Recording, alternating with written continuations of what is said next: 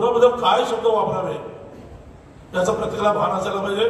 पण तो भान कधी असतो, हा खऱ्या अर्थाने त्याच्यावरती होणाऱ्या संस्काराचा भाग असतो. आणि अनेक वेळा माझ्या टीका टिप्पणी केली की त्याला कुठेही प्रत्युत्तर कधी दिलं नाही. त्याचं कारण आहे की खराब भाषा ती त्यांना बोलावी लागते, ती त्यांच्या सतत तोंडामध्ये असते. ती व्यक्ती त्याच कारणास्तव मागच्या काही वर्षापूर्वी 1-1.5 वर्षापूर्वी त्यांनी त्याच पद्धतीने डॉक्टर बाबासाहेब आंबेडकरांच्या संपूर्ण कुटुंबावर अश्लील वक्तव्य केलं. आंबेडकरी चळवळीचे ज्येष्ठ नेते आदरणीय आमदार रामदासजी आठवले साहेब, आदरणीय बाळासाहेब आंबेडकर, आदरणीय जोगेंद्र कवाडे साहेब सर, दिवंगत आमचे नेते रासो गवई सर, ज्यांनी खऱ्या अर्थाने त्या महाराष्ट्रामध्ये बौद्ध समाजाला ताकद दिली. आणि आज खऱ्या अर्थाने आम्ही सुरक्षित जीवन जे जगतोय त्यासाठी हे सर्व नेते कारणीभूत आहेत. या नेत्यांमुळे आम्ही खऱ्या अर्थाने सुरक्षित जीवन जगतोय. या आंबेडकरी चळवळीच्या नेत्यांवर देखील त्यांनी अश्लील शिवाय देऊन वगैरे त्यांनी बदनामी त्यावर वक्तव्य केलं. आणि आज हीच व्यक्ती जेव्हा त्यांना आमच्या पक्षातून हकालपट्टी केली, त्याला काढून टाकण्यात आलं, त्यानंतर त्यांनी कुठून तरी एक पक्ष आणला धरून आणि स्वतःच राजकीय काहीतरी फायदा व्हावा, आर्थिक काहीतरी या निवडणुकीत फायदा व्हावा या दृष्टिकोनातून त्यांनी आपलं काम चालू केलं. आणि विधानसभाचं हे जी निवडणुकीची प्रक्रिया चालू आहे, आचारसंहिता लागल्यानंतर खऱ्या अर्थाने प्रत्येक पक्षाच्या उमेदवारांचे प्रचार आणि प्रचाराचं काम या ठिकाणी चालू असतं मतदारसंघात. अशा वेळेस या व्यक्तीने एक दीप धम्म की ओर हा धार्मिक कार्यक्रम घेतला. बंधूंनो, आचारसंहिता चालू आहे, प्रत्येक उमेदवार प्रत्येक मतदारसंघात आपापल्या प्रचाराचे काम करतायत, प्रत्येक पक्षाचे करतायत, अपक्ष करतायत. अशा वेळी धार्मिक कार्यक्रम घेण्याचं कारण काय? तर हा जो 4-5 दिवसापूर्वी 2-4 दिवसापूर्वी पक्ष जो उदयास आला आहे, त्या पक्षातील या नेत्याकडे कार्यकर्तेच उपलब्ध नाही.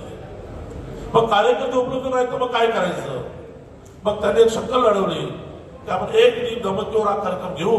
या धार्मिक कार्यक्रमाच्या अनुषंगाने आपण बौद्ध समाजाला आवाहन करू आणि मग बौद्ध समाज धार्मिक कार्यक्रम असल्या कारणाने आपल्याला तिथे जॉईन होईल आणि मग ती संख्याबळ दाखवून मग आपण उमेदवारांना आपला आर्थिक लाभ देऊ.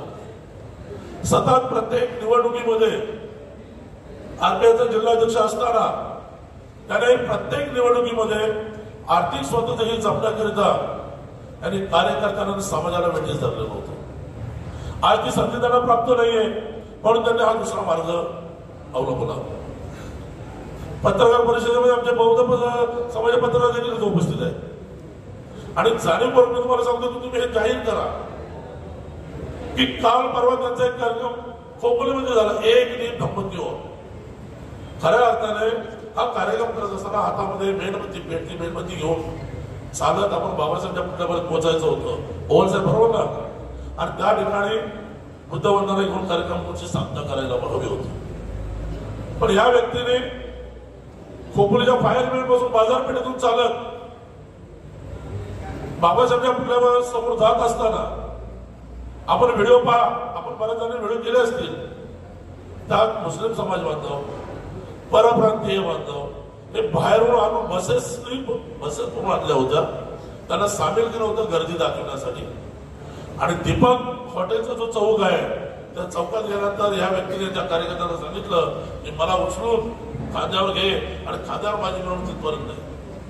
अरे बाबा, हा काय राजकीय कार्यक्रम होता का? हा धार्मिक कार्यक्रम होता.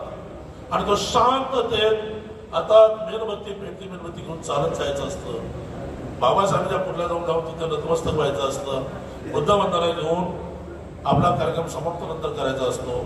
तर त्या ठिकाणी ही व्यक्ती खांद्यावर यायला घेतलाय आणि नाचत गात चाललेत. हे खऱ्या अर्थाने यांनी धम्माचा अपमान केलेला आहे. त्या ठिकाणी मी माझ्या या मतदारसंघातील सर्व आंबेडकरी अनुयायांना आवाहन करेन की अशी व्यक्ती जी बाबासाहेबांच्या कुटुंबावर असलेलं वक्तव्य करते आणि ती व्यक्ती अपक्ष उमेदवाराला पाठिंबा देते, तर माझ्या बौद्ध बांधवांनी, आंबेडकरी विचारधारा मानणाऱ्या सर्व आंबेडकरवाद्यांनी त्या उमेदवाराचा निषेध केला पाहिजे। आपलं कर्जत न्यूज चॅनलला लाईक, शेअर आणि सबस्क्राईब करायला विसरू नका।